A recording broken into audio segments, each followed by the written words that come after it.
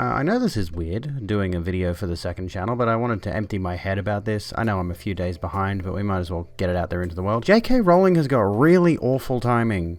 Like, really, either J.K. Rowling has awful timing or Warner Brothers has really awful timing. One of the two has got the worst timing in the world. Because, if you've seen my little stream highlights video, or if you tuned into my stream at twitch.tv/roguebitch, which is spelled with an X, by the way, you might have heard me talking about her new book, Troubled Blood, which she published under the name Robert Galbraith, which is her, pseudonym or whatever you want to call it. Minor note, the pen name is similar to that of a conversion therapist from the 1950s, but it is possible she didn't know he existed, as he went professionally by the name Bob Heath, which I do cover in that video. It's part of her Cormoran Strike series of novels. I think it's like a detective, private, like PI kind of series. And the antagonist of this novel is a cisgendered man who lures his victims by wearing women's clothing, which... but there's this article, J.K. Rowling proves her commitment to transphobia in her new novel. For anyone who hasn't heard about the fact that J.K. Rowling is transphobic. Okay, so in her newest novel, if you are not already aware, I broke this down in the stream highlights video, but just to go over it again.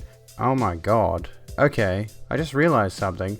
Alright, so going back to the beginning of the whole transphobia thing, before we go to this Vanity Fair article, which I'll leave in the description, there were a few instances of her notable transphobia, the first being the Maya Forstater incident, where she expressed support of a gender-critical woman who lost her job after expressing trans-exclusionary viewpoints. And gender-critical, for those who are unaware, is a term that otherwise refers to gender absolutism, the idea that biological sex dictates somebody's gender, and that's the end of the discussion, according to her, and we call them TERFs, trans-exclusionary radfems. I'm sure you've heard the term before. Later, she commented on an article that referred to people who menstruate, and she used a few mocking phrases. I'm sure there used to be words for those people. Someone help me out. Wumben, wimpened, woomed, like she made a whole thing. And her choice of words was absolutely not accidental in that case. This excludes transgender men who are able to menstruate, as well as biological women who might have some kind of health issue that prevents them from doing so themselves, as well as, transgender women. And everyone blew up at her over that tweet, which is completely understandable. It was entirely unnecessary of her to bring that up, but she just doesn't seem to want to shut up on this particular issue. Someone who has such a huge following really should understand the responsibility and the weight her words carry. But anyway, she wrote a whole thing, this like 3,600 word essay that just goes into her commitment to transphobia. She even pulls the, I honestly can't, I'm not going to go through this and find it, but at some point in here,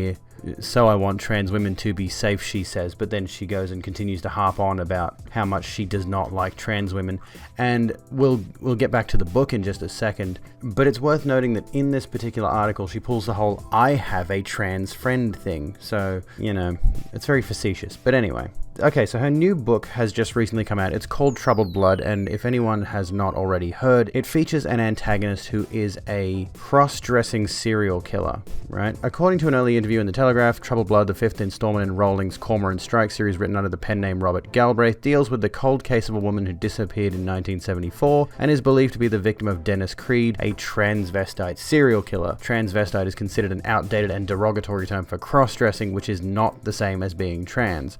But let's not act like she didn't make this decision with obvious intent. The review goes on to say, one wonders what critics of Rowling's stance on trans issues will make of a book whose moral seems to be never trust a man in a dress, which seems to be her general, like this here, never trust a man in a dress does seem to generally ring as her stance on transgender people, especially if you look at the things that she has said. But this part I didn't know until I just saw this in the article a moment ago. This also isn't the first time Rowling's anti-trans opinions have found their way onto the pages of this particular series. In the second Cormoran Strike book, The Silkworm, a woman named Pippa stalks Detective Strike before attempting to stab him. Strike traps her in his office, revealing her identity as a trans woman, with Rowling adding in a description of her Adam's apple and hands. The detective then tells Pippa that prison won't be fun for you, not pre-op.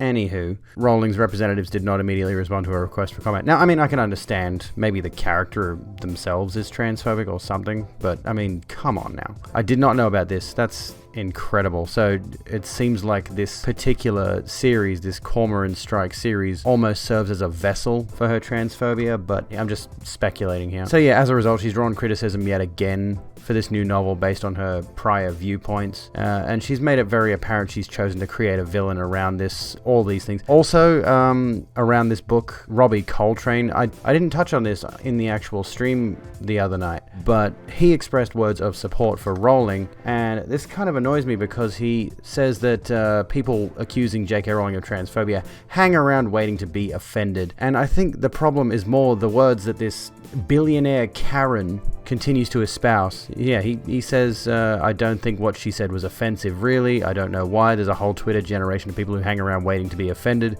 They wouldn't have won the war, would they? So he's one of those people. He's one of those big old boomers who's like, how dare somebody be sensitive to a certain topic? You know, why can't you harden up? Why can't you toughen up? It's like, I don't think you realize the words of this woman here carry very, very far. A lot of people are seeing her and hearing her no matter what she says. And that's kind of the problem. Yeah, I don't think what she said was offensive, really. So yeah, here we go. But this is from the people who menstruate situation, and yeah, we've gone through all this already. We've gone through all of those things, and yeah, this thing is particularly harmful to the trans community, I think, because of course, like I said, J.K. Rowling has such a huge level of influence. At her level of fame, at least some portion of her fans are definitely transgender, and I think some of them are probably still going to support her. Some people have come out and said what she said isn't necessarily wrong. They're missing the point. I think they're missing the point. Somebody being so gender absolutist, so sex absolutist at her level is going to direct ire towards people in the transgender community just by reflecting the things she says onto other people. So why is this bad timing? Well, the day after this book release that she just released, Troubled Blood, the new game based around Hogwarts, based around the Harry Potter Wizarding World, has been announced a day later.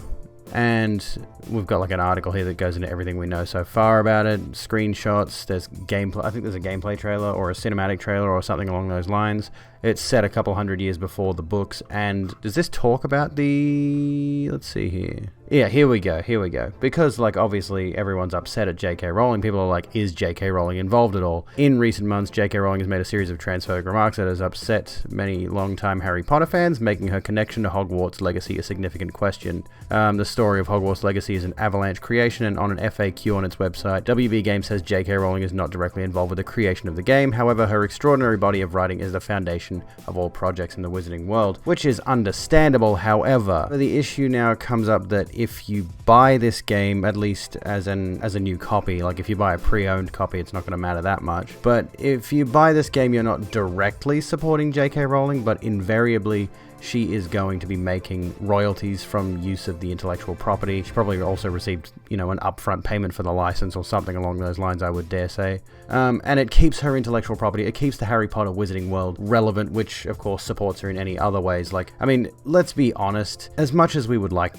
I and other people, friends of mine, and just people I've seen around on social media would not like others to support this game, it's not really going to make much of a difference, unfortunately. But I have seen a lot of people saying that they want to buy the game to support the developers who have put in thousands of hours in making this game a reality, and because they have these, like, this is a Harry Potter fan's wet dream. Like, let's be honest, this is exactly what Harry Potter gamer fans have wanted since the movies came out, I would dare say, probably roughly. I mean, the books not so much, but definitely the movies sort of, like, there were Harry Potter games, but there was never the perfect sort of Wizarding World game, and I think this looks to be that kind of thing with any luck. With any luck for people who are actually going to buy it. I'm not going to buy it on principle, but you get the idea. You're going to create your own wizard, so they've said that you can customize your character, attend classes, probably go on some kind of epic adventure, and a few years ago I would have probably loved this idea, but right now I am really remiss about trying to give any sort of money to any project that even remotely involves her. So yeah, the argument of supporting the developers, let's get that out of the way really quickly. The developers have been paid. So when you say you are buying a game to support the developers, that really only